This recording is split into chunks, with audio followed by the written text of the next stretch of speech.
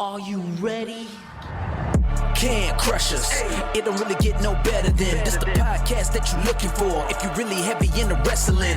Hosted by the Mark. Energy that's so amazing. Gotta keep it entertaining. Rep the Can Crusher Nation. Yeah, you know what's going down in the ring. Lights out when you hit a ding ding. Knock 'em out like boom bada bing. Hold it down, you can crown me the king. Gotta shout out to the Miz and Duke the Dumpster. We choke slamming everybody. Power driving, hit 'em with a face buster. Yeah, this the show you need and it ain't no need for waiting. Mark, hold it down for the Can Crusher Nation. All about wrestling and keep it entertaining. Can Crushers Wrestling Podcast. Time to break 'em, let's go. Yeah. Can Crushers. Yeah. Can Crushers, let's go.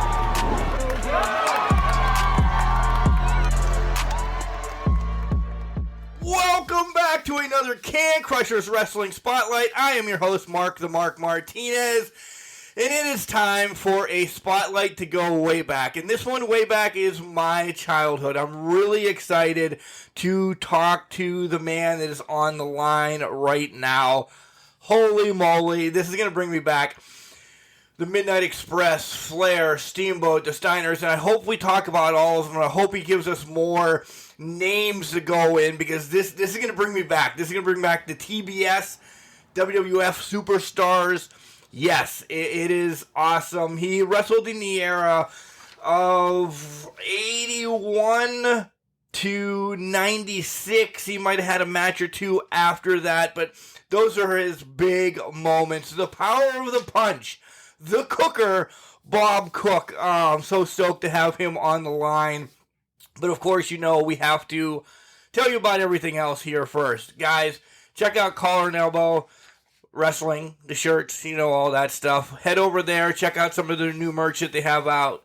Use the promo code Can Crushers, all one word, capital C in Can, capital C in Crushers. You'll save 10%. Don't forget to check out our Instagram, Facebook, and Twitter. All of it's at CanCrusher69. Send us an email. Tell us how we're doing. Ask us a question. We'll answer it on air. Have us book somebody. All of that. It's all CanCrusher69@gmail.com. Head over to our website, which is all linked to our socials as well. We have merch up there as well. Get a cool shirt from Can Crushers. Do all that stuff. And don't forget to like, subscribe, rate us, review us on iTunes and Spotify and Google Play and Stitcher and all those podcasting host sites that are out there. Yeah, that takes care of the business, because the business is out of the way. I'm excited for this. You're going to hear Al Snow talk about Collar and Elbow. When we come back, the Cooker's on the line, and I'm ready to dig in to everything he wants to talk about, because I'm so excited for this interview. Wrestling. A love and a passion we all share. I've started a wrestling brand. The wrestling brand. A brand founded on the aspects of wrestling. Two entities working together to create a product that connect emotionally for people everywhere. Collar and Elbow is the brand. Passion and love for wrestling is the drive. I am Al Snow, and this is Collar and Elbow, the wrestling brand.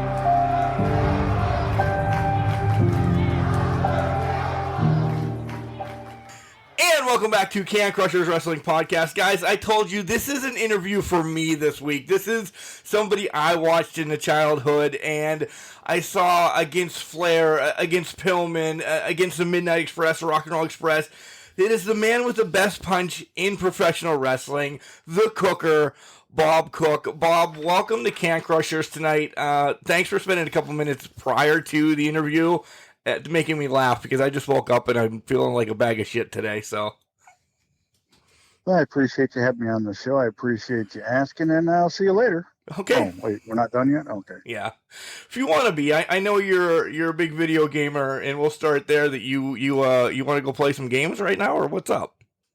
Well, I'm not a big video gamer, but I've found a game that I've really enjoyed, and I've become a big video gamer for that game. Although I do want to get the new WWE 2K22 game. I have it. I have it pre-ordered already, and it's waiting on the PlayStation. So I bought with some of the podcast money, so people can throw snide at me there. The Super Edition, super duper $120 one, I get it on Sunday. So I'm pretty pumped about that. Yeah, that's the one I want with the NWO. You can't go wrong with Hollywood Hulk Hogan. No, you cannot. You cannot. But what game are you playing? It's a game called Trials Rising. It's like a motorcycle game. Okay. I've heard of it. I haven't played it. I bought it like several years ago based on the fact that you could create your own tracks for it. And I'm a big Evel Knievel fan, so I've gone back and created. And when I first got it years ago, I couldn't figure out the created track thing, so I just gave up. But then for some reason, a few months ago, I started tinkering with it. Tinkering? Is that the word? Tinkering? I don't know. Either way. I think a twinker was somebody else, right? Anyways, I started playing and I figured it out. Now I've gone back and created a lot of Evel's famous jumps down to a T, where I put his trucks in there, I put his rocket in there, I put all these things that I've been able to create just through pieces of the game. It's not an Evel Knievel game, nothing to do with Evel, but I've gone in and put his outfits on my characters, made his motorcycles, his helmets, and created the scenes like they were in the 70s. Right now I'm even creating Robbie Knievel's building-to-building jump, where I've created the entire city of Las Vegas. It's pretty fun. Boring to anybody who's listening, but I love it. No, that actually sounds really cool. I know you dabbled with YouTube here and there. Why don't you like stream your content? If you're gonna say it's boring, I'll say that there's maybe idiots like me that want to watch this. Like, I don't have the time or patience to do shit like that, but I love watching the outcome of it then. Oh, it's tedious as could be. I mean, I spent literally 5 hours last night trying to figure out how to create the illusion of Robbie crashing through bales of hay at the end of the building jump. But I figured it out, and I spent 5 hours more trying to figure out how to make the pyro go off when he landed, and I figured that out too. I'm a genius. Not really, but we can pretend for tonight. We can pretend for as long as this episode's out there, right? But it's turning out great to me. I just find enjoyment, and I'm a depressed person anyways, but it keeps my mind off of other things like, I don't know, nuclear war and fun things like that. That I was going to bring that around too. Not the nuclear war part, but how it just keeps you busy, right? Yeah, it does. And I really enjoy it. I mean, I'll spend hours just doing the simplest thing. I try to make everything so perfect. Like, you have to get things. I don't want even a little space in between something that shouldn't have a little space. It's almost obsessive, or it is obsessive, I guess. You told me prior to me hitting the record button that you played for 24 straight hours one time. Yep. What were you doing besides playing? That's going to be a PC answer. What part of the jump or whatever were you doing for that 24 straight hours? Well, it's not. I say playing the game because it's on and you're I guess playing the game. But most of the time I'm spending creating the scenes, creating the jumps, putting everything in place, because you got to build the ramps, build the scenes, whatever you're trying to create. Right. You have to create it step by step, and you have to go in, and they have all these parts that you can use that have nothing to do with Evel Knievel, and I just turn them into Evel Knievel. The simplest little part that you wouldn't think had anything to do with Evel can create the entire scene. It's crazy. That's awesome. I mean, I totally built his truck that he used to tour around the country in, Big Red. They called it Big Red. It's in the game, and I mean, it's just, in my opinion, fantastic. And other Evel fans I post on Evel groups and stuff, they love it too. Well, I was going to bring that up too, that you're a huge Evel Knievel fan. You knew him pretty much personally too, right? Yeah, I was a friend of his the last 10 years of his life. How did that connection come up? We'll get to wrestling, but this is more engulfing to me right now than anything else. And I said this is going to be an interview for me, so F everybody else. How did you guys meet and all that? Well, it all started because of the internet. I was an Evel fan since I was 5 years old. I started learning about him back in 1968 after he jumped the fountains at Caesar's Palace. It became a national news, and from that point on, I was just a huge fan. And My grandmother used to send me all the newspaper clippings because he was doing something every week in the 60s and 70s. Still have all that stuff. And I've just been a huge fan, had all the toys as a kid, and of all the people who ever walked the earth, and that includes Jesus Christ, ladies and gentlemen, I wanted to meet Evel Knievel. Like if they said, hey, Bob, Jesus is across the street, wants to talk to you about that match with Flair. And I'd say, oh, really? And he goes, but Evel Knievel's over there. He wants to talk to you about anything. I go, well, I'm going to go talk to Evel. That's how serious it was, you know? Yeah. And he goes, Jesus will bless you with forever life. But Evel's evil. So, You can go have a hot dog with Evel Knievel, though. Right. Taking a hot dog. I started getting into the internet around 1996, 97 through this device called Web TV. You know, computers were pretty expensive in the 90s, and they came out, I think it was Microsoft made it. Came out with this little device called Web TV. You could hook it to your television and surf the internet. My dad had that. And then they went, what really opened up the internet, obviously, was when they went from charging by the hour to giving you that flat monthly fee, and then everybody jumped on board. And that was just an inexpensive way to get on the internet. And the first thing I did, this is a long version, by the way, of why you asked. But that's okay. I just went on the internet and I just went, I'll type in Evel Knievel, see if he's, what's going on there. And he had a website and a fan club that I knew nothing about because it was the internet and I didn't know nothing about the internet. And the fan club had a number which was to Clearwater, Florida. And it turned out that Evel lived in Clearwater in wintertime. And which I knew originally just through knowing a lot about him. But I called the number. A guy named Mike Gray answered, and I just asked, I said, hey, I'm a big fan of Evel's. Does he ever meet his fans? And Mike goes, yeah, Evel loves to meet his fans. And I had this huge collection and all that. And he goes, oh, bring up pictures. He would love to see it. And he set up the meeting. And I went and met him at a golf course in Clearwater, Feather Sound it was called. And I went with a friend, right? Because I was nervous. This is my idol, someone I put on a pedestal my whole life.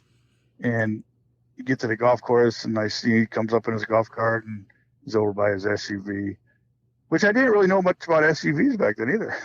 Wow. But, you just weren't aware of these things in 1997, I think. And I went over there, Mr. Knievel, my name is Bob Cook, Mike Gray, set up the meeting. Oh, hey, Bob, nice to meet you. Shook my hand. He goes, I got to go in here and collect some debts because Evel was a golf hustler and a gambler, and he'd won some money. And he goes, hey, go down to the end of the road to this bar, and I'll be there in a few minutes, right? So about an hour goes by. My friend and I are sitting there, and I'm thinking, oh, my God, this guy I've put on a pedestal my whole life blew me off. That's what I was thinking.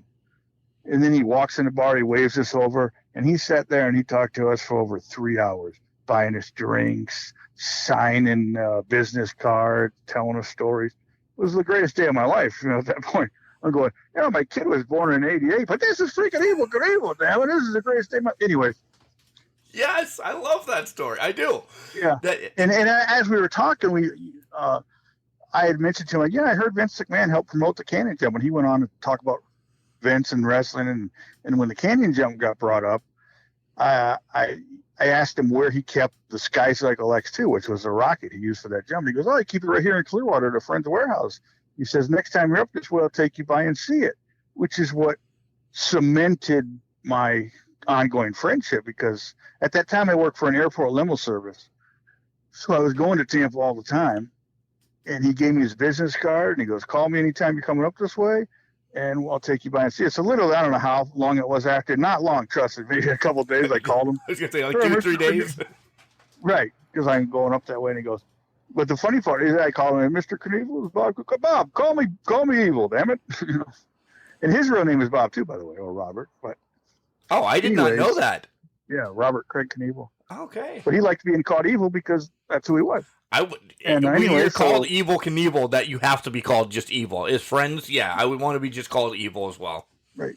I know a lot of people, like his wives and different things, would call him Bob, but I liked calling him Evel. Bob, call me Evel. And anytime he would call me, he'd leave a message on my machine if I wasn't there, or I would go, Bob, it's Evel, call me.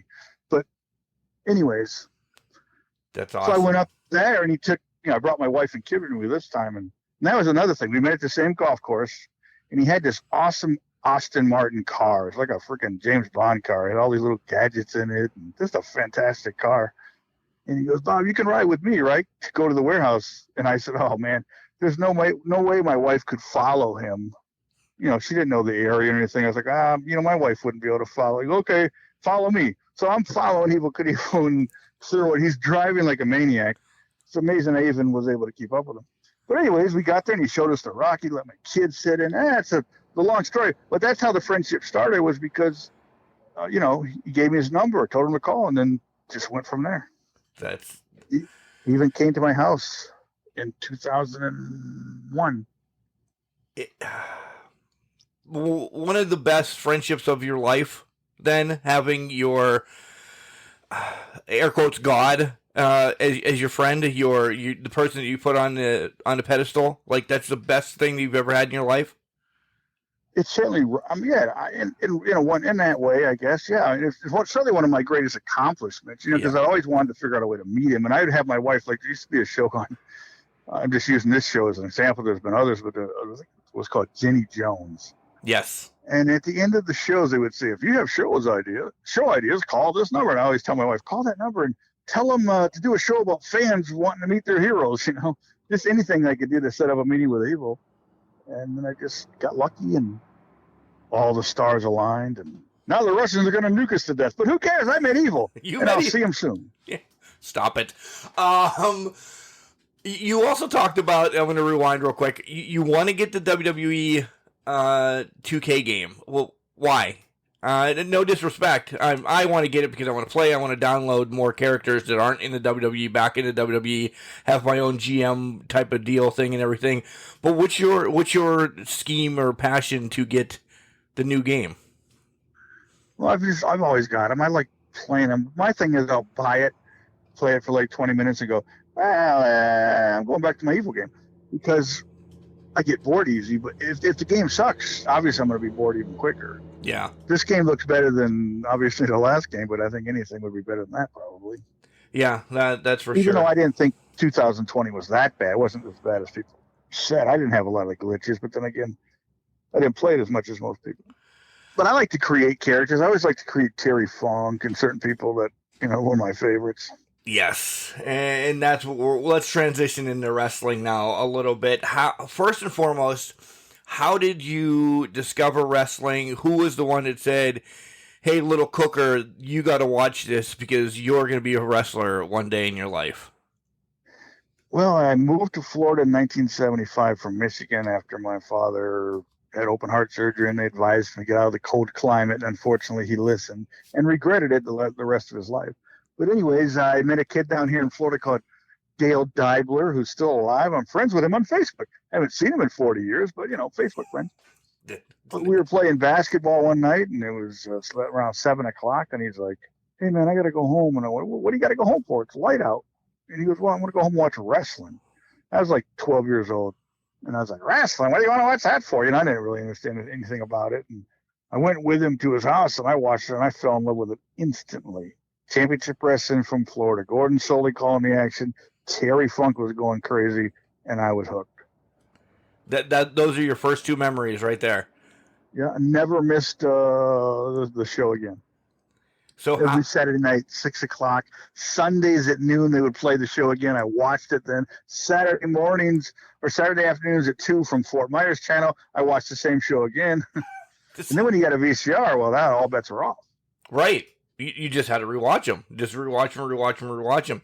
So how do you get in? We're going to keep all this short because I know you have a ton of other stories. How do you get into wrestling then? When does the love become a passion to say, F this, I'm signing up? Well, I wanted to be a wrestler since I started watching. I was like, man, I'd like to do that someday. I had no idea, obviously, how to do it.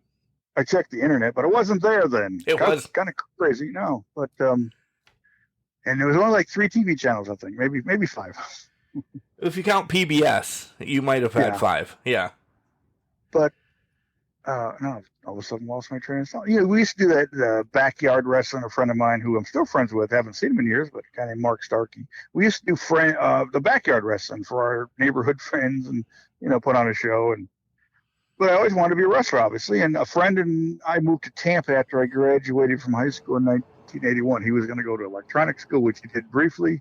And my idea was to become a wrestler, having no idea how to do it, but knowing that Championship Wrestling from Florida taped their Saturday morning or Saturday TV shows on Wednesday mornings in Tampa at this place called the Sportatorium, which sounds fancy, but it wasn't. Anyways, I went there one Saturday morning to the taping and asked an old, hello, are you still there? No. Yeah, I'm Hello? here. I'm here. Oh, Yeah. I'm engulfed in your story because I want to say I went to the Omni one time in Atlanta, and we were on our way to Fort Myers in '88, and I got my mom and dad and my brother to stop for a taping, and I was expecting this grand thing, and I know it looked shitty on TV, but I'm 11 years old. We stopped in for a taping. And it's in a closet with like 4 seats. And I'm like, this isn't what I see on TV. This isn't what I picture. Where TBS What is taped. it? Techwood Drive in Georgia or Atlanta? Yeah. Yeah, a little TV studio. Yeah, I've been there before. You have? I'm shocked. No. You definitely have. You've been on some of the shows. I lost too, amazingly. You lost a few times in your career. But I always like to tell people, you know what? I never really lost and I never really won, and no one else has either. So suck on that. Well, I'm going to transition into something, and that actually makes perfect sense because we're going to talk about TV. Al Snow, who's a good friend of mine, and you met a couple times, and we'll talk about that. He said just to be on TV is a win that doesn't matter, essentially. I'm paraphrasing. Because look at all the shitty things he's done to be on, but you remember him. Remember him as this, remember him as that. He fought in a dog kennel match where him and Big Boss Man watched dogs humped outside the ring the same time that they were fighting. They were on TV. They were making money. Was that kind of the same thing with you? I hate a few words. I hate jobber. I hate enhancement talent. I just figure you're as a wrestler.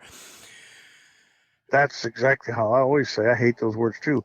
I prefer the word professional wrestler because that's what I considered myself, because I did the wrestling and I got paid for it. Not a lot of money, but you got paid for it. I missed the point of putting over my trainer, because when I, like I said, moved to Tampa, went to Sportatorium, asked somebody there how to be a wrestler, and they told me to get in good shape and come in for a tryout. But back in those days meant that they would stretch you, beat you up like Hulk Hogan says Hiro Matsuda did. And I never went back there. I didn't know that would happen. But the week after that, I went to the Armory in Tampa, which is where they had wrestling every Tuesday night for like 40 years. And when I came out, there was a flyer on my car for the Great Malenko Wrestling School. Become a star, travel the world, make big money, boom. And I went to the school next week, started training. Just wanted to make sure I got in there to put over the Great Malenko. As like a father figure, a friend, a mentor. We were going to talk about the Great Malenko because I know a few people, and I've actually talked to a few people that were also trained by the Great Malenko as well. Barry Horowitz was on the show about 2 years ago, and then most recently we had the Masked Saint, Chris Whaley, on the show as well, trained by the Great Malenko. I know both of them, and I even have a Barry Horowitz story. Let's go with the Barry Horowitz story then right now. Well, it's not a great story, but it was, at the time, it was more scary than anything. But Barry and I we both worked for Championship Wrestling from Florida. It was 86, 87, I don't know. And we were riding together to, I think, Key West. And I had an old Ford Escort. It wasn't old then, obviously, but, I just say an old Ford Escort. But you're coming back from the show. We pull into a gas station. It's like, 1, 2 in the morning. And try to start the car, it wouldn't start. Something inside the engine had burned up the wires, whatever. So we call a tow truck. These 2 tow truck drivers show up. It's one of those tow trucks, I think it was a flatbed, whatever. But we get in the front, and Barry says, don't tell them we're wrestlers. They'll think we have money. Okay. So we're getting, like there's 2 guys. We're all 4 crammed in the front seat of this truck. And they actually, what those guys were, besides just tow truck drivers, they were repo men. So they're start telling us stories about repoing cars, but they're getting more and more like exaggerated and more animated and more crazy, I'd say. And Barry leans over and he goes, and this was the kicker. They had a gun on the dashboard. Of course they did. And Barry leans over and goes, they're losing respect for us. We better tell them we're wrestlers. so they start. Then Barry piped up and mentioned about the wrestler and whatever, and they started to calm down a little bit. But that's like the gist of the story. They took us where they were supposed to go, and we went on our way. But it was, one of those scary moments at because things after getting crazy, and they had a gun. Did they have you guys sitting in the middle of, like, both of them were on the doors and you and Barry were No. sitting bitch? No, I was by the. Okay. No, it was like the driver, the other guy, the Barry, then me. Okay. I was going to say, because that would have really been awkward then. You know, there's the gun. You two are sitting bitch, essentially, and they're ready to take you for the $20 in hot dog that you brought from the wrestling show. Yeah, they're ready to. We're thinking. You ever seen the movie Deliverance? Yes. I'm getting a little nervous here. Yeah.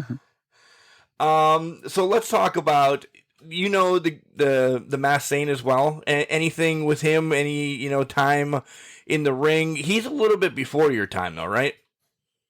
No, I think he either around the same time or after. But no, he's a great guy. Yeah. We do these things every 3 months in Tampa with Brian Blair's the host. Legends lunches, Yep. and Chris comes to a lot of those. We honored Barry last year at one of them. It's a good time. Yeah, you're reading my notes perfectly. B. Brian Blair and Jumpin' Jim Brunzel both on the show as well. We talked a lot about the Cauliflower Alley Club. We signed up. We're huge supporters of that. We were going to give you time to talk about that and your luncheons at the end of the show, but I think you should talk about it now, because it is what the Cauliflower Alley Club does, and the luncheons essentially as well, needs to be talked about more for professional wrestlers, because there's no insurance. We talked about this in depth with B. Brian Blair. It's the thing. If you're a wrestling fan and you want to give back to wrestlers, support the Cauliflower Alley Club, right? Oh, I've always said that, and I'm the social media coordinator for the Cauliflower Alley Club, by the way. I'm not a good one. I'm not a good one, but I do that. But I say that every wrestling school in the country, and there's a heck of a lot more than there should be, but every wrestling school, it should be a prerequisite. Is that a word? Yes. To join the Cauliflower Alley. Like when they sit there and tell you, like when I trained with Malenko, the first thing he says, you guys got to get boots, got to get trunks, and gave us information on how to do it. And I was excited. I'm like, wait a minute now. I'm a nobody. My name's Bob Cook. I'll always be a nobody, but I'll be damned if I'm not going to get some pro wrestling boots. I mean, as a kid, you're like, I want a real wrestling. My grandmother used to make masks for me. Nowhere near like the real ones, but as a kid, you're like, oh, this is awesome. But I always wanted real wrestling masks. So you want real wrestling. Nowadays, you get your gear at Goodwill or Walmart. But in those days, pro wrestling boots meant something. So when you're at a wrestling school that says, look, you need wrestling boots, you need this, you need that, but you also need to join the Cauliflower Alley Club. That's what it should be. I agree. You should make them. Now, obviously, you can't make people do things, but you should encourage them, explain it to them. And if they have a heart or half a brain, they'll realize, well, $30 a year is not much, or I'll be a lifetime member for $300, whatever. You should join. And people should also understand that fans can join. It's not just for wrestlers. It's for wrestlers from the standpoint of who benefits from the money that comes in when they need it, but fans can join. And any real fan of wrestling should join the club, because it gives back to the wrestlers. It does. You guys have helped numerous people. The newsletter that I get, it just rolls out the names that has been helped, and it tells about the luncheons and stuff and everything. So that was kind of a little bit to have that. I knew you were part of it. I didn't know you were the unsocial media coordinator, apparently, huh? Right. Yeah. Well, I mean, I have like spurts where I'll post a bunch of stuff, then I'll get bored, or not bored, but lazy, and that's more like it, lazy. That's all right. That's because I remember birthdays when I can, and people who famous wrestlers who passed away. There's some people, like, if I died or something, I wouldn't post it because, well, I'd be dead. That's why. But the point is that when I'm motivated, I'll post more than other times. But do you have somebody in the hopper in case you die that they will post your death at least? No. Well, then it's folded then. If I die, it'll probably be at my own hand, so I'll just make a big deal about it on Facebook first. Stop This was my final post, and then tell a story, and they go, "Kiss my ass, Mom." So you talk about how boots mean a lot to you, and your fair wrestling boots. Do you still have them? And tell me the story about them. I know this, but some others might not. Yeah, I still have all my boots, but I remember Malenko he said, don't get patent leather, get this regular leather, which was my first pair, but I liked patent leather. And so later I got several pairs of patent leather just because they're nice and shiny, But you also you had a affliction maybe or something with Terry Funk boots. Yeah, I mean, I call them Terry Funk boots. They're a boot that looks kind of like, not look kind of like, but they're a cowboy boot, but they have the bottoms look like tennis shoes, like laces. And I call them Terry Funk boots because he's the first person I ever saw wear them. 1986, first time I ever met Terry. He comes into the Sportatorium for TV on Wednesday morning in Tampa for Championship Wrestling for Florida, and he's wearing those boots. He also had an earring in his ear, and I went, damn, that's really cool. Guess what I did when I went home? You put a pin through your ear. No, well, I didn't go that far. I went to the mall and got an earring. Oh, okay. At least somebody else did it. I figured you were just that gun-ho that, boom, you're just going to do it yourself with ice and a pin. No, I did it myself. I went and had it done, but okay. I still wear an earring today because, hey, Terry Funk wore it. What, Why the hell not? He looked cool, but I don't, but I still wear it. Anyways, but those are the boots. They're made by a company called Tony Lama, which is famous for cowboy boots. And they started making them in like 84, I think, and they quit making them by the end of the decade. And then they re-released them towards the end of the 90s, but they were a different style, but still cool. But anyways, Terry Funk gave me a pair in 1986.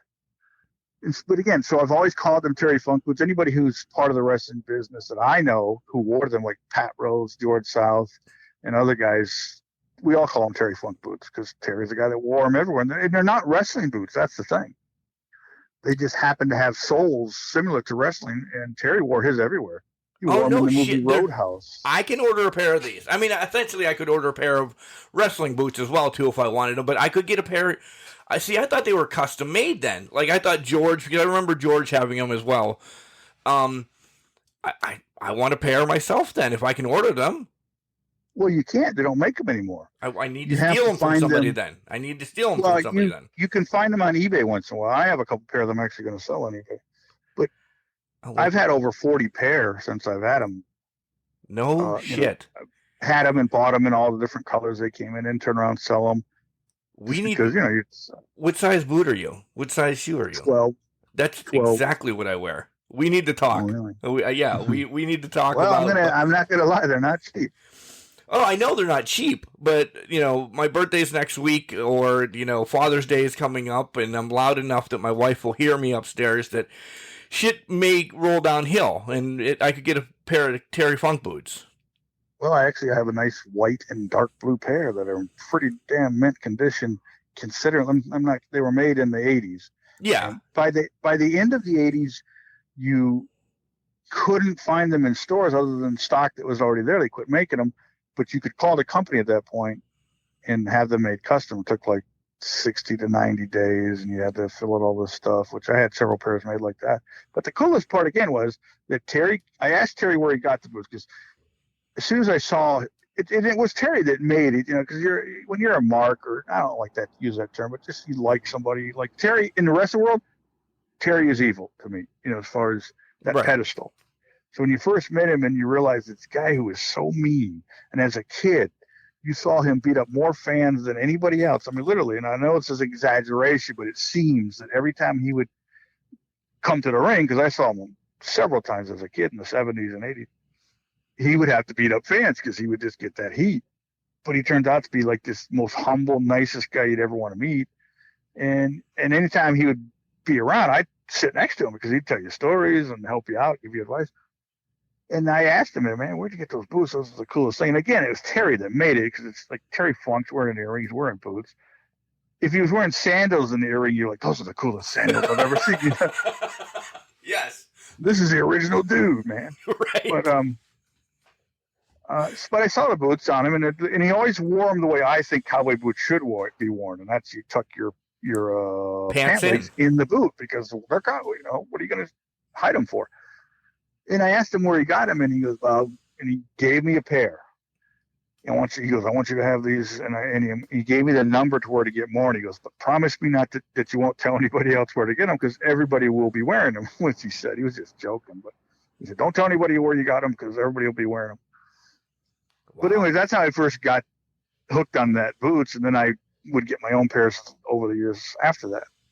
Yeah. Well, when I hit the stop, we need to talk about that pair. I'm being dead serious. We'll work something out. I want to know what defines a good wrestling match for you. It could be anybody. What is your match that would get anybody hooked? I know one thing that's in my head, and I know that you're going to get there. Well, I mean, there's a lot of factors. But for me, well, it doesn't have to necessarily be people I like. Because I'm not a Kevin Owens fan, but I've seen him have matches where I went, holy crap, that was a hell of a match. I always give people credit no matter what. And a lot of people can't do that. Like, there's a lot of people who hate Roman Reigns, but you go out there and just because you hate him, you don't realize that the kid's as talented as hell. I mean, that's insane. But Jerry Lawler, Terry Funk, 1981 Mid-South Coliseum. I absolutely love that match. You probably watched it 1,000 times over the years. It's nothing, it's not a lot of technical moves, but the crowd is into it. You got the ultimate bad guy against the ultimate babyface in his home territory. They're that rabid crowd. They got that amazing ring sound at the Mid-South Coliseum. The place is packed. They've built the feud to where everybody wants to see Jerry beat Terry. There's blood. Every punch looks amazing, which again to me is a very important aspect of wrestling. Yes. But there's so many great wrestling matches though. I mean, you could go on for hours talking about great wrestling matches. But you said it though. You said it, and I don't think you realized that you said it. That they built the feud. So there's one word for that. There's a story going into a match. So the story is kind of one of the most important things in a wrestling match. If it's done correctly, obviously, but you don't even have to have a story if you go out there and have a great match. And nowadays, who knows what's a great story and what isn't? Fans nowadays are the most Daniel Bryan or Brian Danielson, whatever the heck his name is now, the American Dragon. Isn't that what he calls himself? Yeah, yes, he's American Dragon now. He's right, even though he was using it as a gimmick in WWE. Technically, was the truth. But fans are fickle, and that's the truth. Yeah, I've never seen a more toxic fan base in the world. But again, I'm not a fan of anything else. Like I don't watch boxing, I don't watch MMA, I don't watch football, baseball, I don't watch any sports. And I'm sure their fans are toxic too. And technically they are, because I used to have a friend who loved football and every season be like, oh man, I can't wait the Dolphins this year. And after 2 games they start losing. Nah, the hell with the Dolphins. They wouldn't even watch the game. That's not a fan. That's just a bandwagon jumper. Like if your team does good, you want to be there. But if they don't, you don't care. That's not a fan. You should watch it because you love the sport. So if they win, they win. They lose, they lose. But watch it, Exactly. You're right. You're right. So many fans like this today are just the worst. I mean, you could sit to like that Saudi Arabia show last month or whatever. I thought it was a great show from start to finish. But you got people who just hated on it. And it's like, what are you people insane? What do you want from WWE? Especially considering that literally for $4.99 a month, they're watching pay-per-views that would have cost you $60 10 years ago, you morons. Exactly. Yeah. You don't know how many times when I was younger, it was my mom dropping the money because I didn't have a job. I was not of age to have a job yet. Paper route, but I was spending that on crack and whores. No, I'm kidding. Yeah. Now your ears pop up. But mom was dropping $35 a month. So, me and my hooligans could be in here watching wrestling events. She did it. Now I pay for it so I can watch The Office most of the time, and I will watch the events, but you're right. I enjoyed the Elimination Chamber. I thought it was one of their better pay-per-views in a long time. But there's so many fans now that they just go in with the mindset it's going to suck, so no matter what to do, it's going to suck because that's what you think it's going to be. And nobody can, again, I give credit where, I'm not a big fan of Drew McIntyre, this kid Moss. But they had a hell of a match, too, even though the kid almost paralyzed himself. If he'd have done that 25 years ago, he probably would have paralyzed himself because the WWE rings were hard as hell back then. Do you watch AEW as well? No. What I do is I go on the YouTube channels and I see the, what do they call those little thumbnail things, and if it interests me, I'll click on it, but I usually end up just like, Kind of like not highlights. just AEW. I don't even watch WWE anymore. I don't watch SmackDown or Raw or NXT anymore. I watch the pay-per-views because why not? And I'm definitely going to watch WrestleMania because it's WrestleMania. Right. I lost a job over WrestleMania in 1984 or 85, the first one. Wait, I don't know this story. I need to know this story. How the hell did you lose a job over WrestleMania? Well, I was, besides wrestling, this is 1984. I'd only been wrestling for since late 81 to, it's like 3 years, whatever. And I had a job as a security guard where I sat in a shack in front of old people's housing complexes and, let people in. Great job because you sat down. My boss was really cool at the time, even though he fired me. But I had told him I said, look, I asked him like weeks before this that, I'm going to WrestleMania. They played WrestleMania 1 in arenas around Florida on closed circuit TV. So I had to go to the Lakeland Civic Center, which is like an 8,000 seat arena. And a friend and I got tickets to be there to watch it on closed circuit TV. And I told him ahead of time that we're going. We got the tickets. Oh, no problem. But the day before the show, he goes, Bob, you got to work. So what do you mean I got to work? I had to ask it out. Well, this guy can't come in. You got to do it. I said, I'm not doing it. I'm going to WrestleMania. He goes, well, you got a choice, WrestleMania or this job. I said, well, I'm going to WrestleMania, kid. That's it. WrestleMania 1 is the only one that I've never watched live. Really? Yeah, not being there or anything. Oh, you mean you never watched live when it first happened? Yeah, when it first happened. That was the only one. Otherwise, I was at closed circuits or then pay-per-views came out or, all like that. WrestleMania 1 was the only one that I did not see when it actually happened. All the other ones, up until even next month, I will watch it, hopefully, God willing, or my wife willing. I've watched all of them. But you have watched WrestleMania 1? I have. Oh, yeah, God, yeah. I own the tapes. Yeah. I still like VCR tapes. Yeah. Oh, well, I just got rid of all my VCR tapes. Nostalgia. I had over 2,000 tapes, and I was like, you know what? These are sitting in boxes. I'm never going to look at them again. And I gave them to a friend. Right, and everything's on digital copy now that it's easier instead of pulling it out. Yeah. Years ago, like maybe 10 years ago or so, I had a DVD recorder. And I put all this, I put 200 or so hours of my own stuff from old tapes on DVD. And the only stuff I have VCR is like commercial tapes still. Okay. Yep.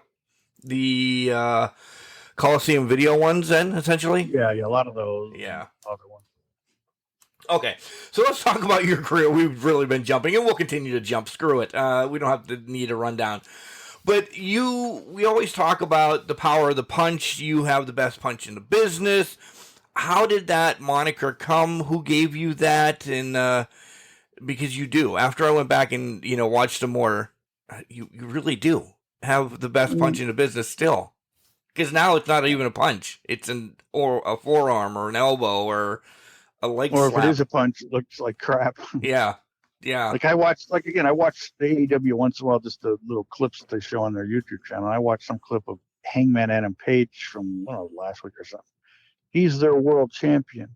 He comes running down to the ring, jumps in the ring, and I think he was punching the Bucks or something. And the punches look god awful. And I'm thinking, man, you would never catch Terry Funk doing that, Jack Briscoe doing that, when they were world champions. It's unbelievable that they air this on national TV. But anyways, I digress. Is that a word too? That is a word somewhere. Maybe you mean Gene Oakland said it.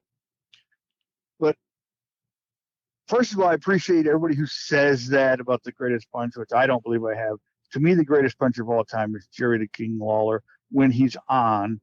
Nobody punches like you ever watch his matches with superstar Bill Dundee or Terry Funk, as I said, Nick Bockwinkel. When they're on, when they're in their prime, when they're motivated, Jerry Lawler had the best punch because he could punch all kinds of different directions, roundhouses, uppercuts, straight to your face, lefts, rights. Didn't matter. They all looked amazing. And he didn't hurt you at all, which is the art of the punch, by the way, for all you marks out there who thinks wrestlers should be stiff and hit each other.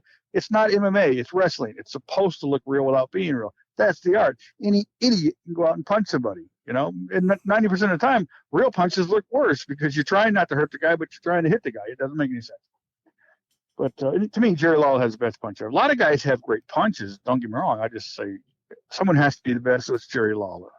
Okay. But to answer your question, the guy who started that was Bill Watts in WCW whenever he came in. I don't remember when it was, 91, 92. I don't remember. Yeah, I think it was 92, but yeah. But he's the one who started that. I was at Center Stage one time and was working with. I was there more than once, but I'm just sitting at one time. This is the one time. Yeah, one time I was there, and he said, he's got the best punch. You're fired. Right. I was working Van Hammer. Okay. And after the match, Jesus. who, by the way, is a great guy and gets a lot of flack you don't deserve, but that's another story. After the match, I was upstairs at the place getting a Coke, whatever. And Pee Wee Anderson, who's no longer here, said, Cook, Watts wants to see you. And back in those days, or anytime Watts days, I guess, usually that meant you're going to get yelled at for something, which, by the way, is another story where Sting saved me from getting yelled at by Watts one night. But anyways, I go down in the hallway of the place, and everybody's in the hallway. And Watts goes, I want to tell you guys something. This guy has the best punch I've ever seen next to my own. He threw that in there, Of course. And he goes, from now on, I want you guys to sell it like crazy, and I want the announcers to put it over. And he goes, and by the way, if everybody had a punch like this business wouldn't be in the shit it's in right now. And again, that's a great accolade. I was like, oh, man, I can't believe you're saying that in front of everybody. And then he asked me to help teach his son, Eric, another guy who gets a lot of flack he didn't deserve. I mean, he was just a young kid and put in a tough position and handled it really well. But that's another story. I went in a room somewhere at the sportatorium in Center Stage and tried to help Eric learn how to throw a punch. And I'm a horrible teacher, by the way. So, well, that was my next question. Like, why did you never start a wrestling school or anything like that, or at least become a trainer to be able to show these kids nowadays, or even 20 years ago, essentially, the art of wrestling? Well, what's funny is in 1986, I had a wrestling school for a brief time. Oh. Tony Marino, who was a famous wrestler from back in the day in the 60s, 70s. He was also good friends with the Great Malenko, and he was involved in a TV show that I was also part of, because the Great Malenko was part of it, Angelo Poffo and different people. And Tony had a school in Tampa, and I used to go there. I think it was like late 84, 85, just get different training. You go try to learn different things. And his training was brutal. But the short of the story is that he shut his school down, and he didn't have anywhere to put his ring. And I asked Tony, I said, hey, we could open a place up down by where I live. We found a warehouse, and he let me use the ring for a while. And I trained a few people like Rex King, who went on to become well done in WWE. Okay. And a guy named Rick Ryder, who did a lot of stuff in TV, TV stuff with me in WCW and different things. But Rick and he's actually my favorite opponent ever. We had any kind of match you could think of here in Florida for like 10 years on the indies and main events, semi-main events. And you go back to your statement earlier about being on TV and what it means. Back in those days when you were on TV, even though you're the loser, independent shows would put you on WCW Superstar, WCW Star, whatever, or they promote the fact you were on WCW in the indie show. Yeah, and you were the one bringing, as Ricky Morton would say, you were the one putting asses in seats then. Well, probably not, but anyways, they would use that as a plus. I went to wrestling events because Barry Horowitz was there, or Iron Mike Sharp was somebody coming out. People like that were like, holy shit, we're gonna see this guy that's on WWF or WCW, NWA, or anything. We're going. I didn't know Sam Jones or anybody that was there. I knew Iron Mike Sharp was going to be there, so me and the boys, drove. We live in the middle of nowhere, Pennsylvania, by the way. We're 3 hours north of Pittsburgh, 2 hours south of Buffalo, and if I look out my window right now, there's trees. And that's it for miles and miles. Well, as the nuclear holocaust is upon us, that's the best place to be. Really is.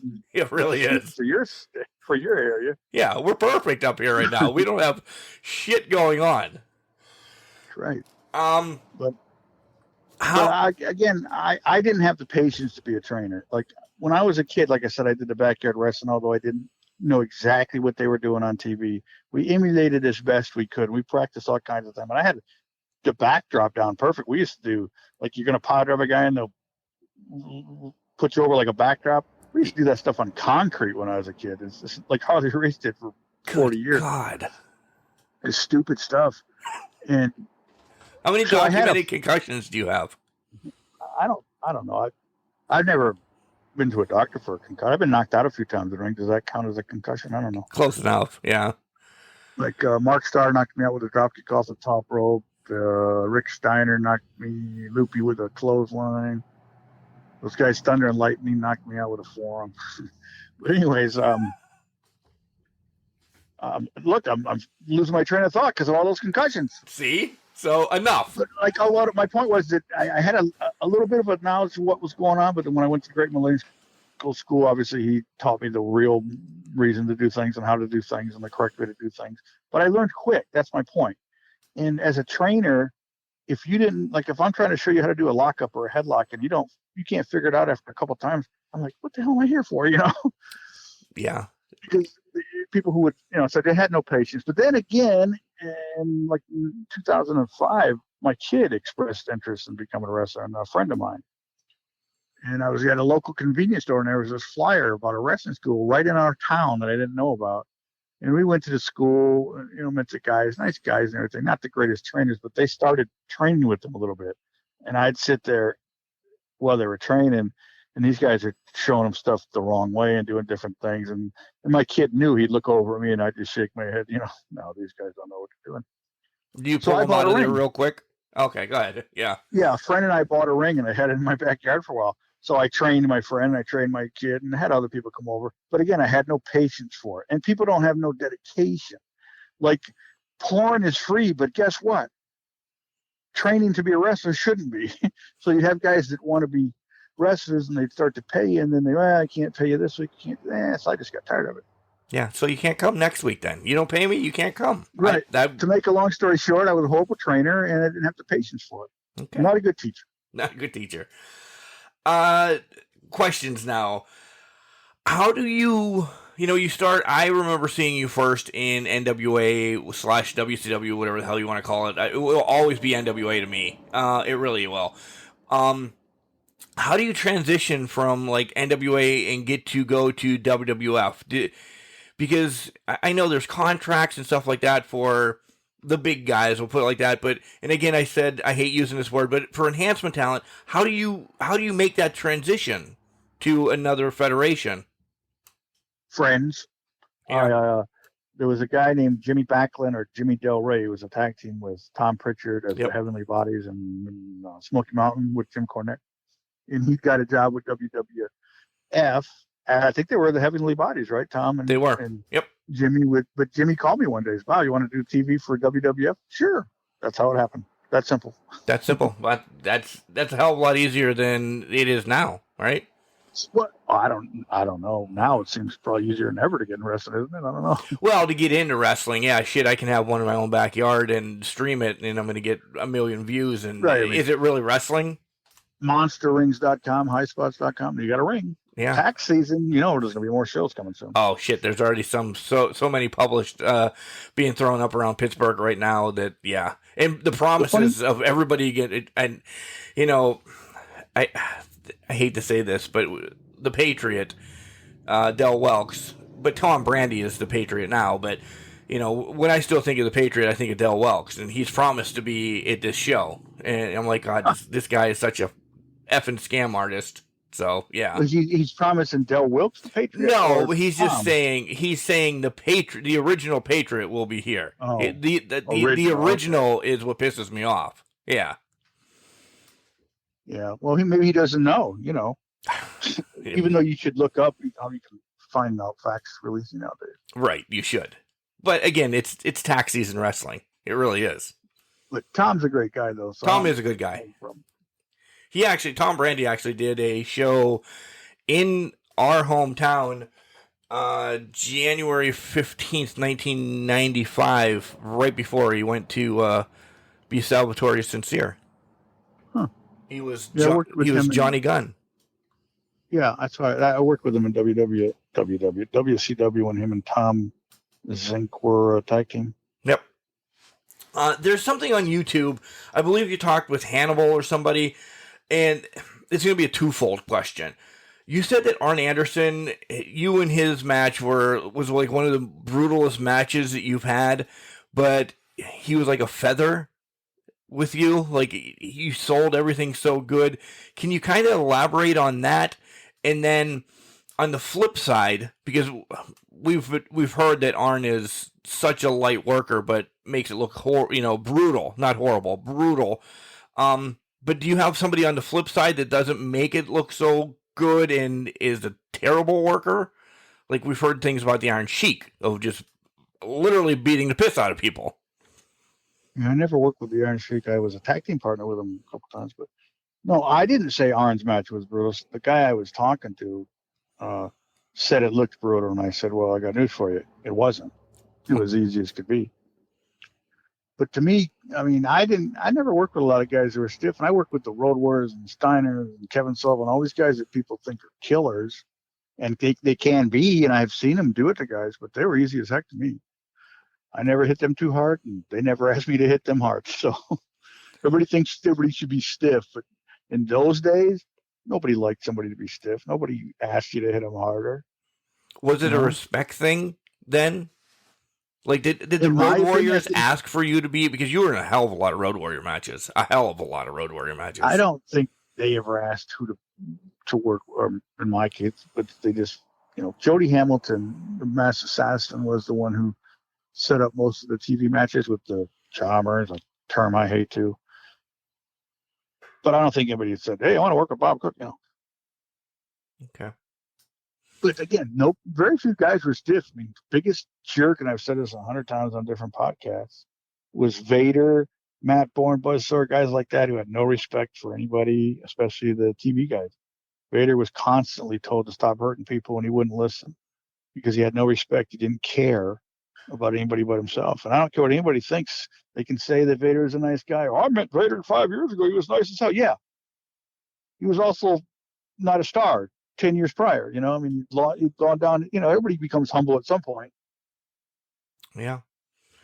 Well, not me, of course. I got an ego the size of that nuclear warhead coming towards me. I'm just kidding. I wasn't going to bring up Vader, but you brought up Vader.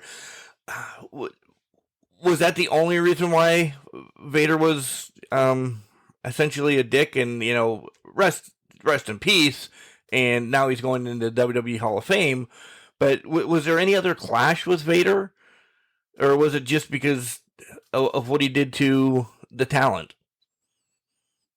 Well, I mean, I had a couple of incidents with Vader. They're not really clashes. I never talked to him that much, but he was just a guy who, again, clearly had no respect for anyone. He didn't just hurt the TV guys. He hurt a lot of the big stars like Nikita Koloff and Steamboat and Sting and Jack or Cactus, whatever. But what was I going to say? I was coming to the Ramada Inn where all the guys stayed after TV in Atlanta one night, doing what everybody's been drinking. And Mike Graham and Vader are coming back. And Mike goes, "Oh, we just got thrown out of a bar because of Vader." And for a fight or whatever. And I was like, I was drunk too. I was like, "Oh, I don't like to fight." And Vader grabbed me and goes, "You want to fight?" And Mike's like, "Calm down, Vader. He's one of us, But Vader was just a jerk. And I know he has people who probably liked him. Maybe his wife liked him. I don't know. But I don't know a lot of guys that liked him. TV guys, at least.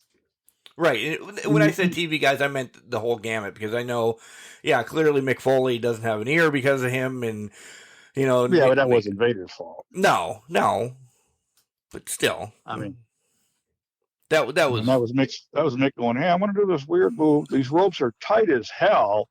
I'm going to try to stick my head in between them and get them kind of tied up. It'll be cool." Right. Yeah.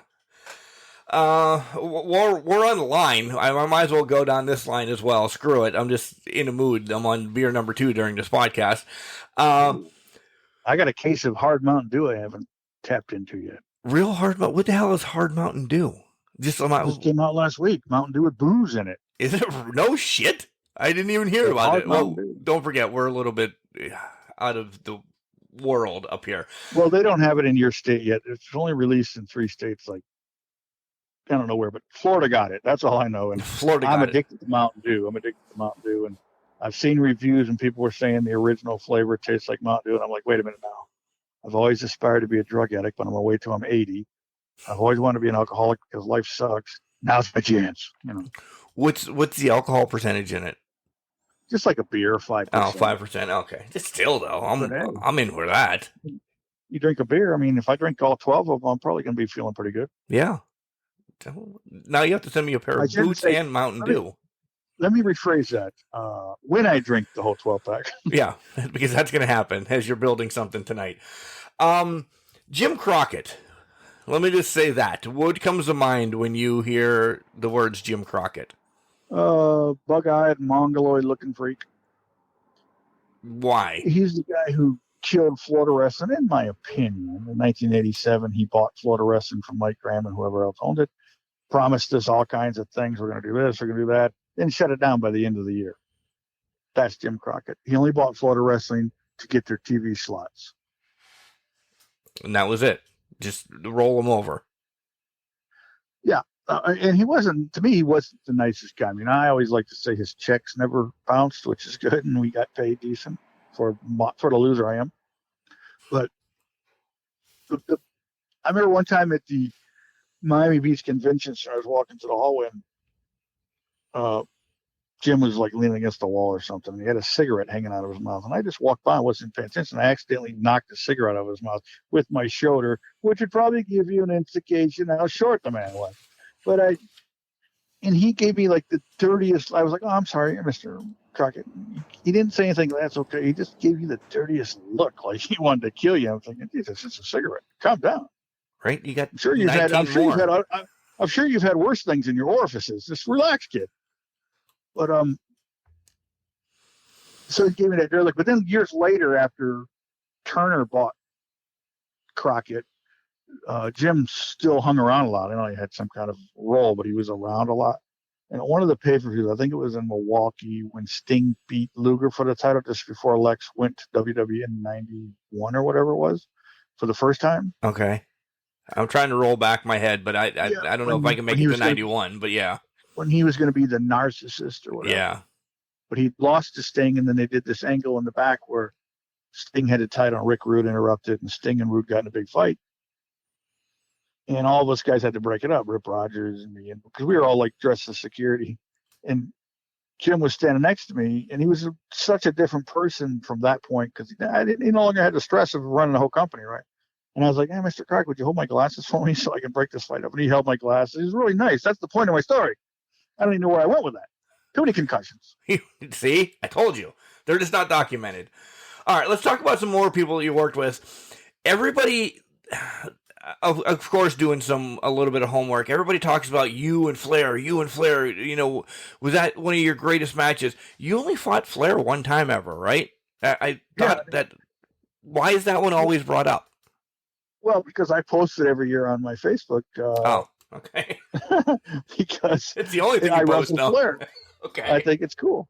I did screenshots of it, and I posted on my Facebook every year at his birthday. And I goes, you know, wishing him a happy birthday, and then I like to just brag that I wrestled Flair.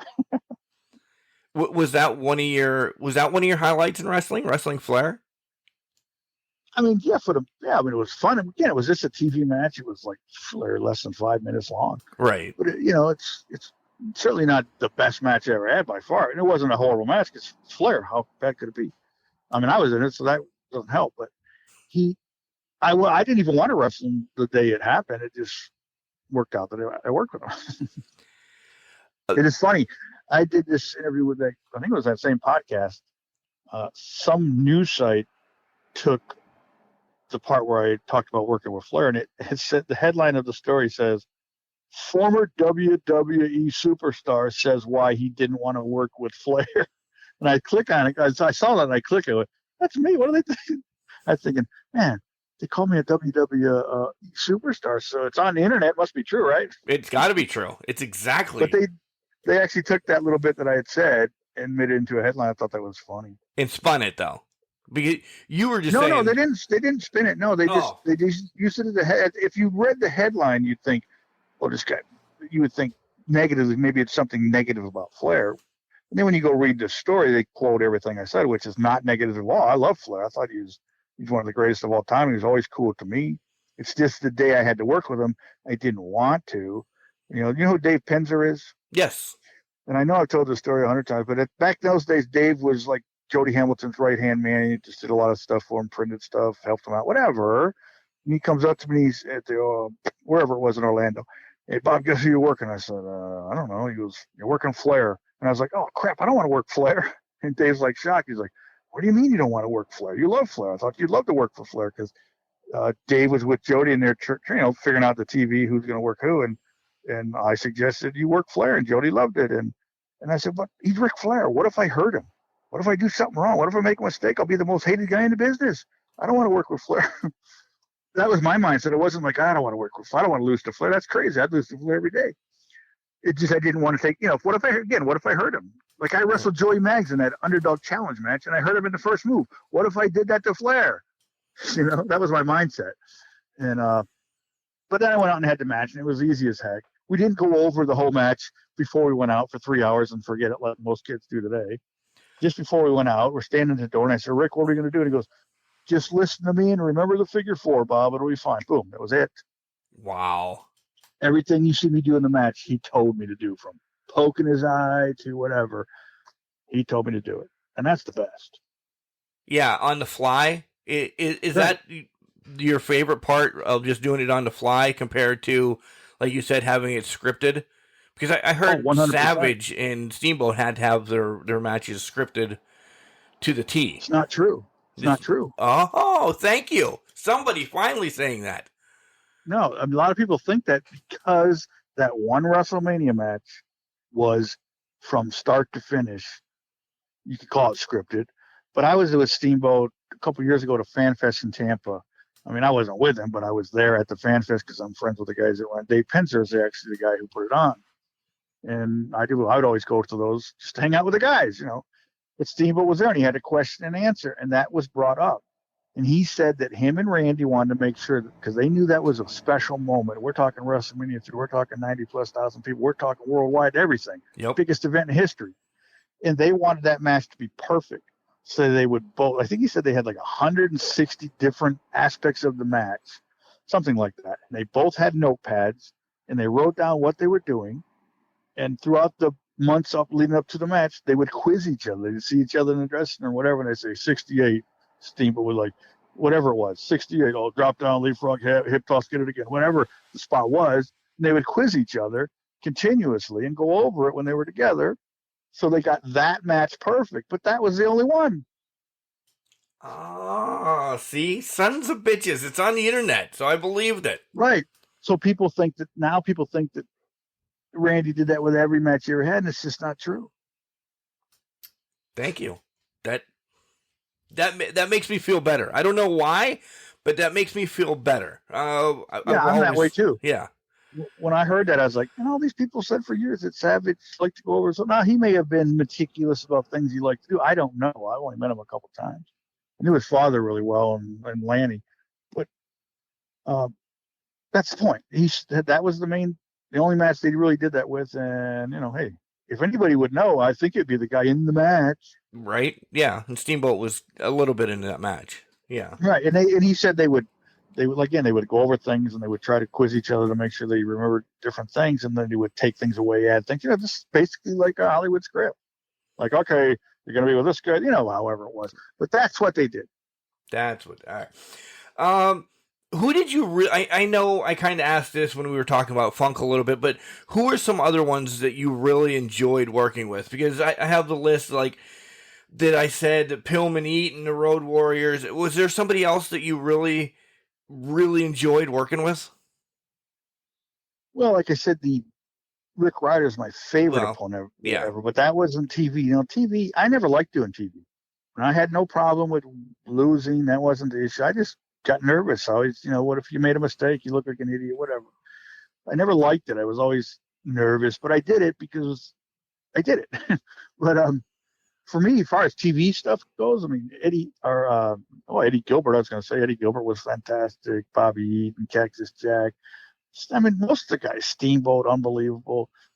Jerry Lawler, one of my all-time favorites. Getting to work with him was just, even though, again, it was just a short TV match with Jeff Jarrett as his partner against me and Pat Rose. And thanks to Pat Rose, that's another somewhat funny story. But thanks to Pat Rose, the match happened. But those are just some of my best memories, even though they're short, but they're like your heroes, 'Cause Right. I was always a big Jerry Lawler fan and Harley Race and different people like from that era. So being able to work with Lawler, and then the greatest compliment I ever got after the match, got a hell of a punch there, kid. Boom. Validation, regardless if anybody else agrees. The king telling you got a great punch. Yeah, that. I knocked down the king. You knocked down the king. And then he got up and jab, jab, jab, jab, big punch. Guess what I felt? The bump I took. Not the punches. You know why? Because it's work. It's a work. What has wrestling brought to your life? The greatest times ever. I mean, and a long time friendships. Like I'm still, again, it's also a business where once you're gone, and you don't see a lot of guys. But there are certain ones that have been able to stay in contact with since the beginning and beyond. And again, our Legends lunches to me is so important. Being able to get together with a bunch of guys every few months and just goof around, have fun. Do you forget about life? Yeah, that's number one. I'm on the board of directors of the Legends lunches. There you go. There you go. And you're a social media coordinator for Collar and Elbow. There you go. Do you do cons a lot? Like there's what the hell's the one I'm going to in November? WrestleCade that's in North Carolina.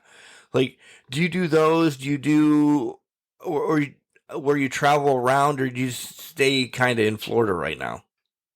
Yeah, I don't do any of that stuff. I wish I could. See, I'm not famous enough to do that. I wish I was just famous enough to make money to fake smile, shake hands, and sign autographs. And that sucks.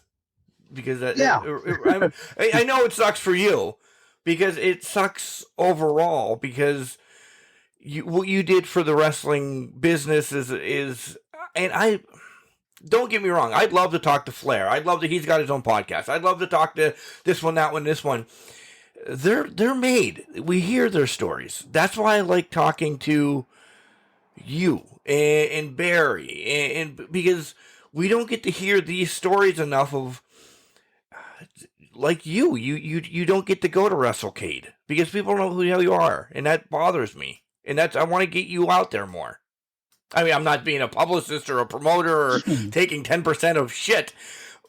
I'm just saying, like, again, this bad word of enhancement talent needs to be recognized and loved for what you've done for the business. You were my childhood. I saw Flair beat you up because Flair was in this story with whomever at that time. I saw the Road Warriors fucking rip your head off. But you were there. Bob Cook was in my childhood. So a lot of guys. You were there. A lot of guys get those sponsors to bring them into. So if anybody else that wants to sponsor Bob Cook at one of those places, hey, pin me, pay me, as Bobby Blaze would say. Yes. So let's get that going. By the way, WrestleCade is the Friday, Saturday, and Sunday right after Thanksgiving in November. So we got some time to get this going. We have to. I know George South real well. He's part of that, but I wouldn't pay to go. Like I wouldn't, like, I know you can get a table and do whatever. I wouldn't do that, No, somebody's going to sponsor your ass to get there.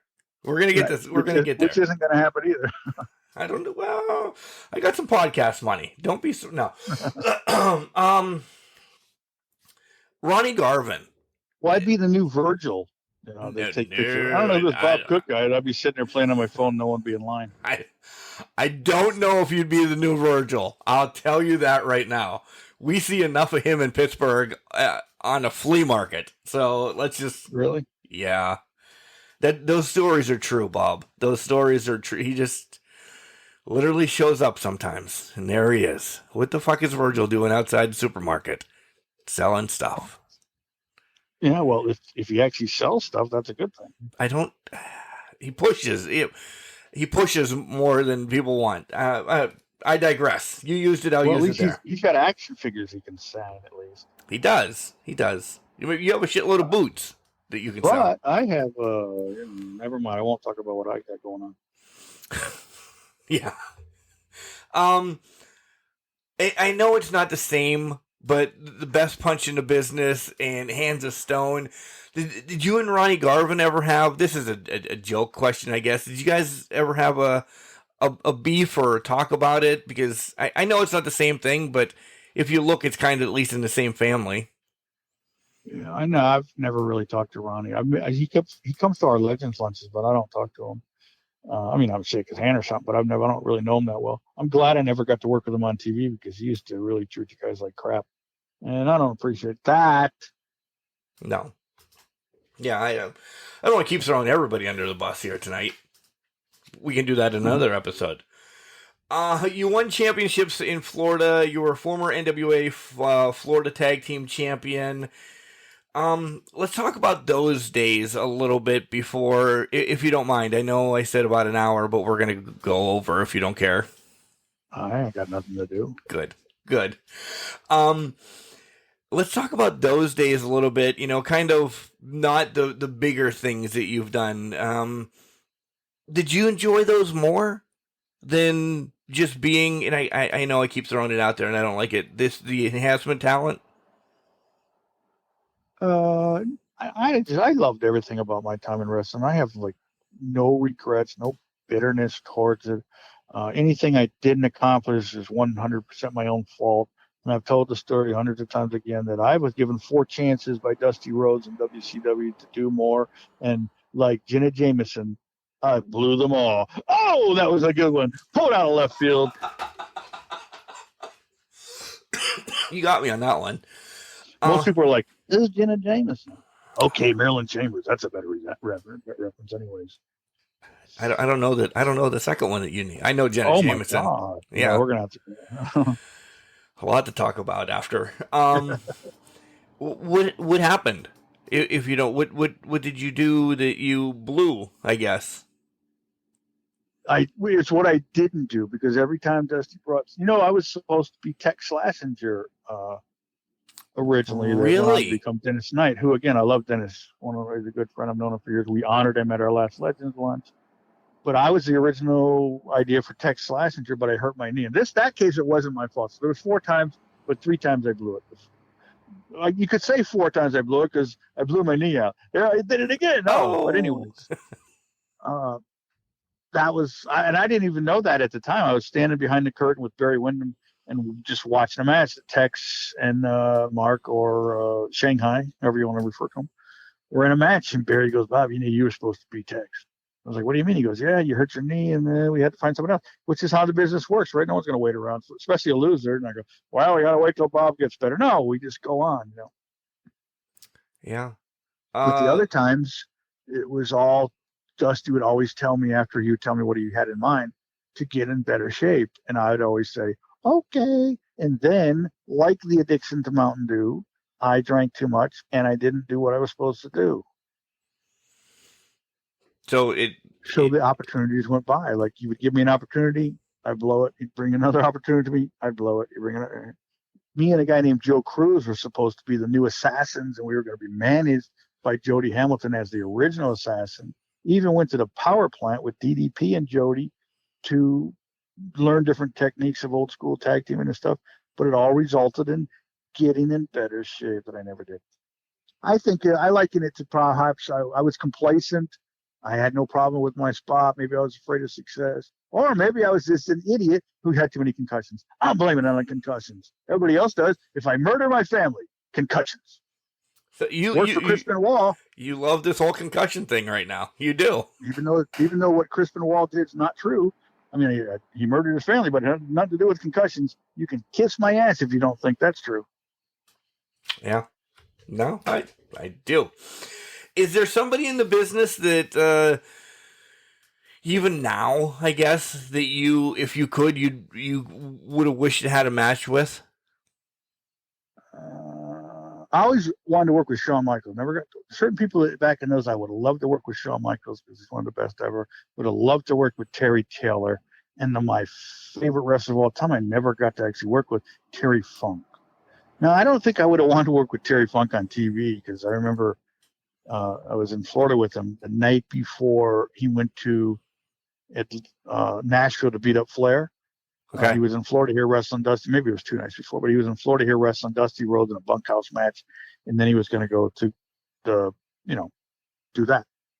And I was talking to him. I go, oh, well, maybe I'll get to work with you. He goes, Bob, I don't like to work with people that I know and like on TV. So that instantly meant, oh, well, that's probably a good thing I didn't work with him.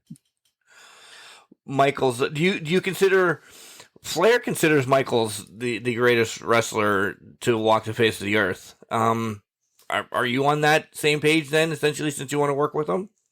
Yeah, I would say one of. I don't think there's such thing as the greatest because everything's subjective, everything's opinionated. Everybody, there's some people who think you could have somebody sitting in a bar right now, gathered together with his friends. They're all drinking, having a good time, and he stands up and he goes, "God damn it, the Big Show's the greatest wrestler ever."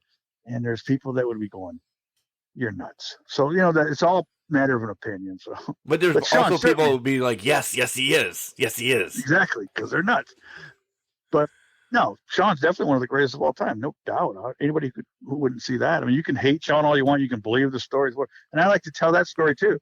I know Shawn had his issues, and certain people have issues with him. But in the day I was in WWE, whatever, he was cool as crap to me. He was just a guy who walked around happy-go-lucky. But you know who wasn't cool? Bret Hart. Bret Hart wasn't cool. He walked around like he was miserable, like he thought he was better than everybody else. Ego the size of Manhattan. So suck on that, people who like to hear the other story. Yeah, and this is from somebody that's been behind that curtain and knows. So, again, like anything, everybody has different experiences. People say, "Oh, Vader was a cuddly teddy bear." Okay, fine. But he wasn't to everybody, Right. How much, because there was a while, just dealing with some independents up here, how much drama was behind the curtain in your years? Because I know there was a lot of fighting, and then it kind of petered off, and then it picked back up around here a little bit behind, and now everybody's a happy family. It's kind of the roller coaster of wrestling, though, right? I'll be honest with you. I never seen any fights. Like there was a few. I wish I was there with the day Paul Orndorff beat up Vader. My God, of all the times not to be there. I mean, geez. But I never saw it. And from my point of view, there was no drama at all. But I also was a lower echelon guy. I also didn't have an ego. I was there to have fun. I did what I was told. I showed up on time. I didn't cause trouble. So if I felt like I flew under the radar, I wasn't one of those guys that got ribbed, which is great. Maybe they didn't like me enough to rib me. Fine. I don't want to be ribbed. I don't want to be Mr. Fuji, who was like one of the biggest assholes in wrestling when it comes to ribs. I don't want to be part of that. And I'm glad I wasn't. Yeah. Is there a match, like a stipulation match, that you wish you would have done? Maybe I don't. What the hell is coming back? Where Cornette guys, there's a scaffold match coming up at some point for something that I'm shocked that they're bringing that back, or anything new that you were like, damn, I wish that was around. That I could have been in, because I know you were in the War Games match. I wasn't at like a War Games. No, what do you mean? Like, you were at the War Games paper? You were at the War Games pay-per-view, weren't you? Well, I was at the not in the match. Scott Hall. Yeah, I wrestled Scott Hall at the Great American Bash '87 at the Orange Bowl in Miami. The main event was, I think it was the second War Games at that time. Yeah, I wasn't in the War Games. I didn't mean in the War Games. That I misspoke. No. I know that. But was there a stipulation match that you wish you could have done, or did you have stipulations matches on the indies that you're like, man, I really love having these, just kind of like stupid, silly matches, like the Chamber of Horrors match or something like that? Yeah, no, not really. I mean, I had all kinds of matches on the indies, like Texas Death matches, chain matches, dollar collar matches, tape fairs, cage matches. So, did all that on the indies, and you go back to like who my all-time. Who you want to know who the greatest wrestler I ever worked with, though? I know that's a different subject, but I always like to bring it up. The greatest wrestler I've ever worked with was Dean Malenko. Because? Because he was. Well, I didn't know if there was another longer story. Yes, he was. Yeah, well, he had his dad. I agree. Literally the man of 1,000 holds. I love how they played that up, but I won't disagree with you there. He is the technician. I think a lot of it has to do with the fact that I had matches with him that were not TV matches. Well, I had TV matches with him too, but they were longer, your average TV match, 5-7 minutes, whatever. And I worked with Dean from the beginning because he would come to the school and train with us, and the great Malenko would do shows throughout the years. So the students had, would get experience in front of crowds. And he also had several short-lived television shows that he put together. And I always got to work with Dean a lot on those. And when you work with somebody for, 20 minutes, 30 minutes, 45 minutes, you know a lot better how good they are than if you're just going in there for 5 minutes. And I worked with some of the greatest of all time, and that doesn't take anything away from them. But I had matches with Dean that were like actual matches, I'll say. Right. Like in 1989, I was the Masked Superstar here in Florida for a show called Suncoast Pro Wrestling that the great Malenko had put together with another guy named Henry Raines. And I was the top heel, and Dean was the top babyface. So we had all kinds of matches, on the TV show and at the little house shows we would do. So again, you get a great idea of how good someone's. And again, Dean, perfect timing, light as a feather, smooth as silk, unbelievable guy. He could drop kick you off the top rope, and the only pain you would feel is the bump you took from the drop kick. That's how good he was. I'm glad you brought up the Masked Superstar, because you were the Masked Superstar 2 for a while. How did that come about? Just like Jimmy Backlund. Malenko called me one day and he said, Bob, we want to start this TV show called Suncoast Wrestling. I want you to be the Masked Superstar. And I said, okay.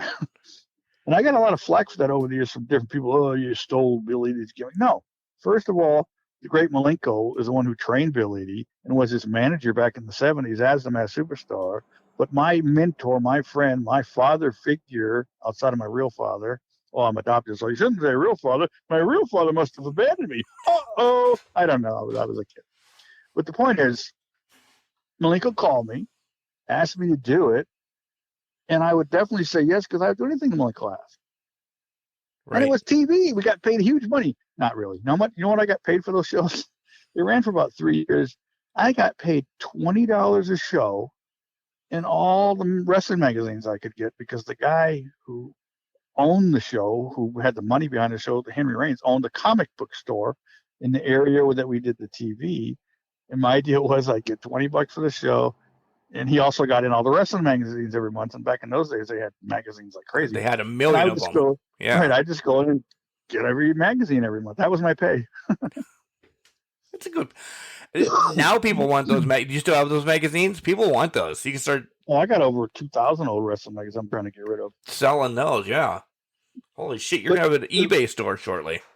Well, I sell stuff on eBay all the time. Although, I'm pissed off because 2 days in a row I've scheduled a package to be picked up, and it's still sitting here. See how I bring that right back around? Yeah, that wasn't even on the podcast, but I bring that right back around. Right. Where was I going with this? I forgot. Working with Dean, and essentially the question I got out of it how did you become the Masked Superstar? Right, and the point about that was during that time though, I was still doing WCW, I was still doing independent shows. You're doing all that stuff. People think, well, just because you're doing TV, that's all you're doing. You're just this guy on TV. But us guys worked all the time in those days. We'd leave on a Sunday, do the TVs, get back on a Thursday, and work Friday, Saturday. Again, indie shows. And there were times when I was at WCW where I couldn't do the Masked Superstar thing, and they would just figure out a way I was somewhere else. One morning, there used to be a show out of Orlando called IWF, I think. It was ran by Eddie Mansfield in the early 90s. That's a name. Wow. I love Eddie. Eddie's a great guy. So if you were going to say something bad, no, he's a friend. No. That's just a name a lot of people in wrestling just think, but yeah. Yeah. I've known Eddie for a long time. He used me on those shows as the Punisher, but I wore the same mask I wore as the Superstar. And just as a short yet kind of fun story in the fact that very few people might be able to claim this, was at 7 a.m. the IWF show ran. 8 a.m., the Suncoast Pro Wrestling Show ran it at 9 a.m. WCW Pro ran. And one morning, I was the Punisher on the IWF, Superstar on Suncoast, Bob Cook on Pro, all the same Saturday morning, wearing the same outfit on each show, except in WCW, I didn't have the mask on. No shit. So you Rick Rude before Rick Rude. Yeah, I mean, who knows? And they were all taped different, because none of it was live. So. Right. But it's just one of those coincidences where, 3 different shows, 3 different characters, if you will, wearing the same outfit. And on the Suncoast show, I won, and the other 2 I lost. So hey, 1 out of 2 ain't bad. Yeah, there's a song like that, isn't it? 2 out of 3 ain't bad. And probably for all those shows together, I made maybe $300. Oh man, see, and I don't like talking money because I don't. It's not my business or anything. But when you guys, like Barry talked a little money with us, Brian talked a little money with us about the figures that he got screwed over with, and now you're talking a little bit. I know you had like the time of your life, you loved it, but wrestling's brutal. Like it, and I know it was a different era too. That milk wasn't $25 a gallon, but shit, that still doesn't. That didn't. How did you feed your family? How did you feel yourself? My wife always had a good job, which allowed me to pretend to be a wrestler, or convince myself that I was a wrestler. Okay. But obviously I survived. We did okay. Right. You're crazy as hell right now. We were on the road all the time. We were on the road all the time. Again, to me, it was just a blast. And with WCW and WWF, even though I was only there for about a year, they paid for all your trains, your airfare, hotels, and WCW wouldn't fly us, but they would pay for our rent-a-car, gas, whatever. Real quick, a couple more. Where was like your favorite places to go that you knew that, hey, when I head to town X, I can't wait because they have an awesome sub here? Outside of wrestling, was there places that you liked to go because you liked being at that town for a little bit? Not especially. Not for any reason other than the arenas. Like wrestling at the Mid-South Coliseum was as cool as it gets. There was a place here in Florida that's no longer here called the Bayfront Center in St. Petersburg, which was, to me, it was our Madison Square Garden. It was like the Garden, kind of round and looked kind of like the Garden. Not as big, though, like half the size, only held 8 or 10,000. Those are my favorite places to wrestle in. Never really had particularly favorite town. I used to hit every Toys R Us on the way to shows, and I used to know where every Toys R Us was within a WCW radius of wherever we went. And anybody that traveled with me knew that if we're going with Bob, we're stopping at Toys R Us. For figures? For what? Yeah, figures. I was always a big, as a kid, when I was in the 70s, obviously they didn't have wrestling figures. But I used my Muhammad Ali figures and Ken Norton and Big Jim figures as wrestlers and made a ring out of, plywood and dollies and whatever. And, yeah. So when they came out with wrestling, go ahead. When they came out with wrestling figures, I was like, holy crap, these are cool, So I had to collect them. And I don't have as many as I used to, but one time I had all the AWA Remcos, all the LJNs, all the Hasbros. And, in the late 90s when wrestling had that big boom period, in the early 2000s, I sold a lot of that for good money. Not as much money as you'd make today if I'd have saved them, but. Yeah, no shit. I had all the Remcos. I bought them at Hills in New York because there's shit around here, so we had to travel to New York to get them. And they were my first wrestlers before the LJNs or anything. And they were amazing. The LJNs came, and I'm like, I'll get rid of these. The LJNs are more realistic, and I wish I would have saved them because holy hell, I look now and I'm like. There's retirement on some of these. It's unbelievable. Yeah. It's crazy. Like I thought I was doing good when I sold my King Harley Race mint in a package for like $800 20 years ago. It'd be worth a lot more now, maybe. Yeah. I don't know, but I just always loved action figures, and I don't collect them as much as I used to. I still like once in a while to get, if it's something like they got a new Ultimate Hulk Hogan and Mr. T coming out based on WrestleMania 1. They look fantastic. Guess who's got to have them? You. An overweight, has been, never was been 58-year-old Bob Cook. That's who has to have him. Yeah, that's where I do limit myself a little bit, because if I start, like, I like those little Funko Pop things. Like, they're so ugly looking that they're cool.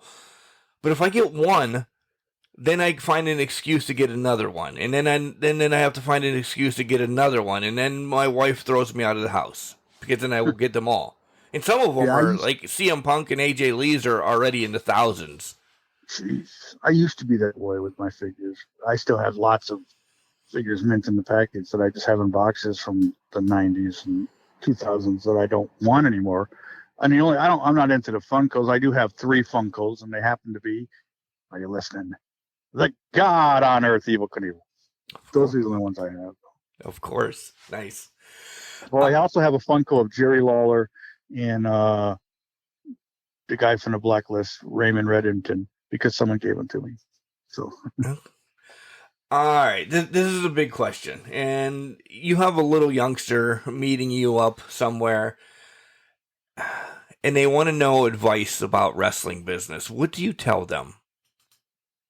do the opposite of what Bob Cook did. When I was younger, like Mark Merrow, I'm the one who gave Mark Merrow like to go train at the Great Malenko. We met him in a gym we used to train at, and he heard that we were wrestlers and he wanted to know how to get in the business. So, sent him to Great Malenko. And then I'm the one that got him in WCW. But I would never discourage anybody from doing it. I might do it in a jokey way, like, I don't do, Like I remember the guy I was talking about, Rick Ryder, Mm-hmm. First time I met Rick was at a person's house. I won't say his name because I don't talk to him anymore.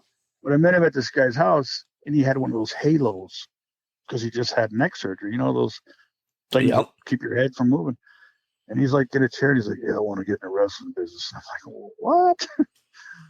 But it's funny. And Rick had went to another show, and I think it was Chick Donovan. You know who Chick Donovan is?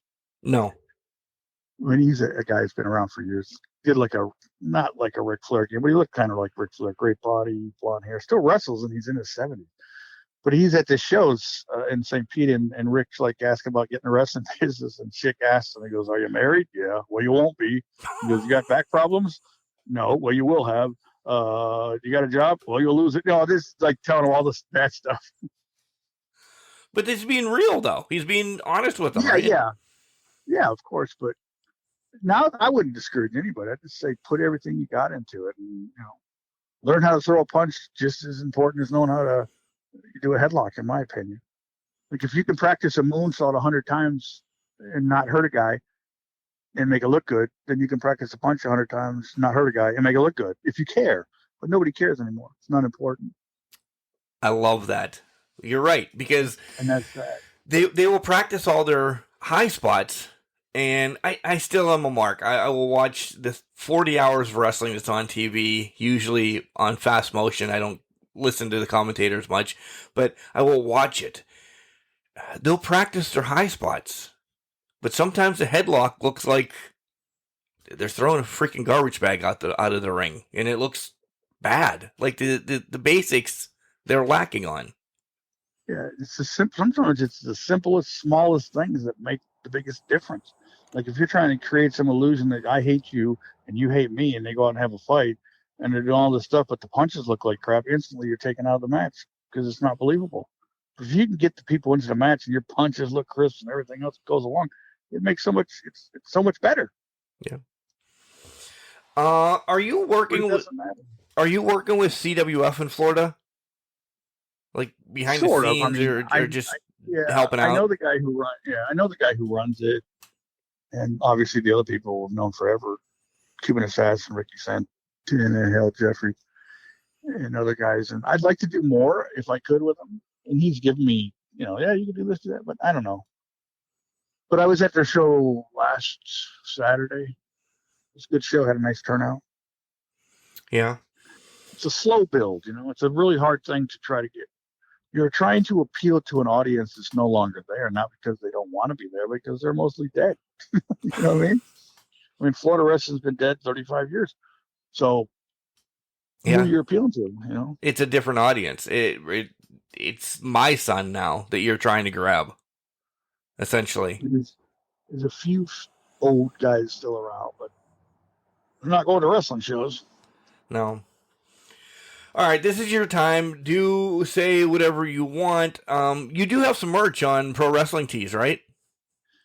Yeah, Pro Wrestling Tees. I think it's, you type in Bob Cook, you can find it, or the Cooker's Corner, or whatever. Bob Cook probably more likely. But I've sold a few shirts since I opened it, like 100. Really? Cool. So I say I'm $999,989 short of being a millionaire. You're almost there. You're almost there. But yeah, if people would go buy those, I'd appreciate it, because Mountain Dew is not free, especially the new stuff with booze in it. Yeah, and I still can't wait. I can't wait till it gets to Pennsylvania. Do you have 8x10s or anything that you'd sell, or anything if people find you on Facebook or anything? No. No. Although I did have a guy recently pay me to sign a bunch of pictures and send them back to him. Okay. If anybody wants to do that, hey, print up some pictures, send them to me, and I'll sign them if you want to pay me. Yeah. He didn't pay me a lot, but of course I have a horrible signature. That's the most embarrassing thing. Like if I ever did get paid to be at a comic or a convention or whatever, I got a horrible signature. Well, you have until November to figure out how to get a good signature. Yeah, practice. And not only that, like if they ask you to make it out to da-da-da and have it say best punch in the business, and it'd just be it'd be a cluster. Anything I didn't bring up that you want to talk about? Anything that I kept you long, and I want to let you go play and drink and be merry tonight. But yeah, anything you want to bring up? I don't know. I'm trying to think. Did I leave anybody out? Do I hate anybody? I don't really hate anybody. Put over to Malenko. Also, Joe Malenko. I love Joe Malenko. I don't know. Anybody want to tell? Hey, you're on my hit list. I'm coming after you tomorrow. No, I don't think so. My wife doesn't live near me anymore, so I don't know. All right. I don't even know where she lives. That could be a plus too. That could really be a plus. It is a plus. Yeah. I hear you. I actually saw her. My kid wrestled for the first time in a long time, 3 months ago, like in November, whenever it was. And she showed up at the show. We didn't say a word to each other. Is he doing a lot more shows now? No. Of course, probably COVID had shit to do with it and everything, but he's not all in like you were?